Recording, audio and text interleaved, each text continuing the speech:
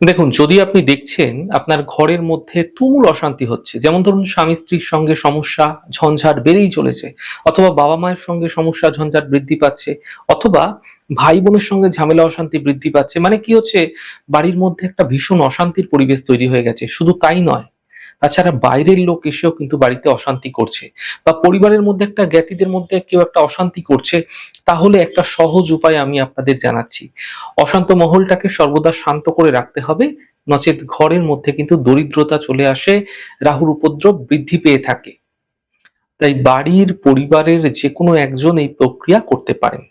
আগামী শনিবার দিন অর্থাৎ 21শে ফেব্রুয়ারি, অর্থাৎ কাল থেকেই কিন্তু এই প্রক্রিয়া আপনাকে শুরু করতে হবে।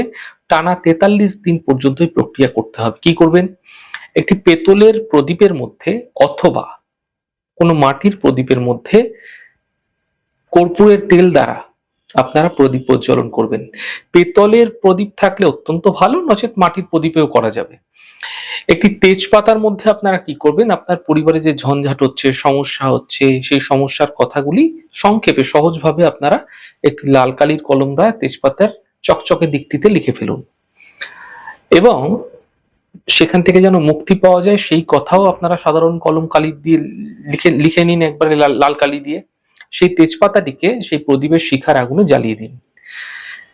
আপনারা কি করবেন, যখন এই প্রক্রিয়া করতে বসবেন সেই প্রত্যেক দিন যেন সময়টা একই থাকে, অর্থাৎ ধরুন দেখা যাচ্ছে কাল শনিবার রয়েছে, কালকে থেকে শুরু করছেন, কালকে সন্ধ্যেবেলা 8টার সময় শুরু করছেন, তাহলে প্রতিদিন সন্ধ্যেবেলা 8টার সময় করবেন।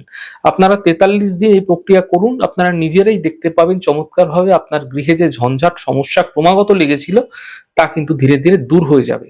মাথায় রাখবেন, এই প্রক্রিয়া কাল থেকেই শুরু করবেন। ঈশ্বরের উপর আস্থা রেখে, ভরসা রেখে, বিশ্বাস রেখে করুন এবং ধৈর্য সহকারে করুন, অবশ্যই সুফল মিলবে।